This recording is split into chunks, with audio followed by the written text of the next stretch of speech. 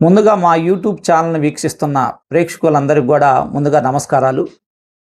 చాలామంది కామెంట్స్ రూపంలోను, ఎస్ఎంఎస్ల ద్వారాను, phone call ద్వారాను కొన్ని విషయాలు అడగడం అనేటువంటి జరుగుతుంది. అడిగినటువంటి విషయాల్లో ప్రధానంగా ఏమండి, స్వచ్ఛంద సేవా సంస్థలకి లేదా ట్రస్టులకి ఫండ్స్ ఎన్ని రకాలుగా ఉన్నాయి, ఆదాయ మార్గాలు ఏ విధంగా ఉంటాయి అనేటువంటి విషయాన్ని అడగడం అనేటువంటిది జరుగుతుంది.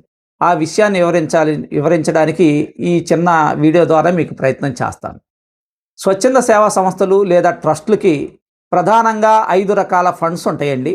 అందులో మొదటిది లోకల్గా ఉండేటువంటి కాంట్రిబ్యూషన్స్. అంటే మనకు తెలిసిన వాళ్ళు, మన బంధువులు, ముఖ్యులు, కొంతమంది మన స్థానికంగా ఉండేటువంటి వాళ్ళు, అంటే గ్రామ, మండల, జిల్లా స్థాయిలో కొద్దిమంది మనం చేసేటువంటి సేవా కార్యక్రమాలు నచ్చి ఫండ్స్ ఇస్తారు, డొనేషన్స్ ఇస్తారు.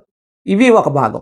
రెండోది లోకల్గా ఉండేటువంటి ప్రభుత్వాలే, లోకల్గా ఉండే కొన్ని కార్యాలయాలు కొన్ని ప్రాజెక్ట్ రిపోర్ట్స్, కొన్ని ప్రాజెక్ట్స్ స్వచ్ఛంద సేవా సంస్థలకి, ట్రస్టులకి ఇస్తాయి.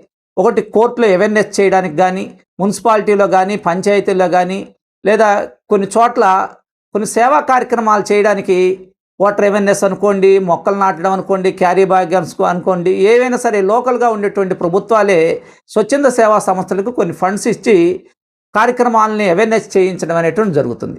మూడోది ప్రైవేట్ సెక్టార్లో, అంటే కొన్ని కంపెనీలు, పెద్ద పెద్ద కంపెనీలు సిఎస్ఆర్ ఫండ్స్ అంటాం, అంటే కార్పొరేట్ సోషల్ రెస్పాన్సిబిలిటీ కింద కొన్ని అవేర్నెస్ కార్యక్రమాలు చేయడానికి, అంటే వాళ్ళన్నా చేయాలి లేదా చేసే వాళ్ళకన్నా ఇవ్వాలి కాబట్టి కొన్ని అవేర్నెస్ ప్రోగ్రామ్స్ కండక్ట్ చేయడానికి ఫండ్స్ ఇవ్వడం అనేటువంటి జరుగుతుంది. ఇక నాలుగోది వచ్చేసరికి ప్రభుత్వ పరంగా సెంట్రల్ గవర్నమెంట్, కేంద్ర రాష్ట్ర ప్రభుత్వాలు కొన్ని ప్రాజెక్ట్స్ ఇస్తాయి. ఆ ప్రాజెక్ట్స్కి మనం అప్లికేషన్ పెట్టుకొని మనం ఆ గవర్నమెంట్ ఫండ్స్ కూడా మనం తీసుకొని సేవ చేయొచ్చు.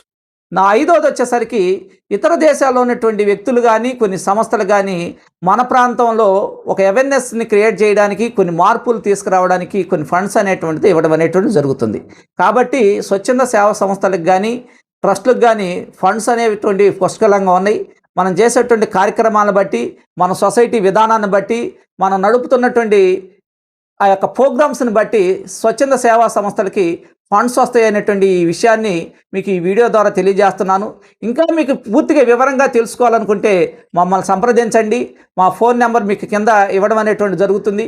ఈ ఫోన్ నెంబర్కి ఫోన్ చేసి సొసైటీలకి, ట్రస్టులకి ఏ విధమైనటువంటి ఆదాయ మార్గాలు ఉన్నాయి, ఏ విధంగా మనం ఫండ్స్ తీసుకోవాలి, ఏ విధంగా ఖర్చు చేయాలి, ఏ విధంగా సొసైటీని అభివృద్ధి చేయాలనేటువంటి విషయాన్ని తెలుసుకునే విషయంలో మేము సహాయ సహకారాలు అందిస్తామని మీకు తెలియజేస్తూ సెలవు తీసుకుంటాం.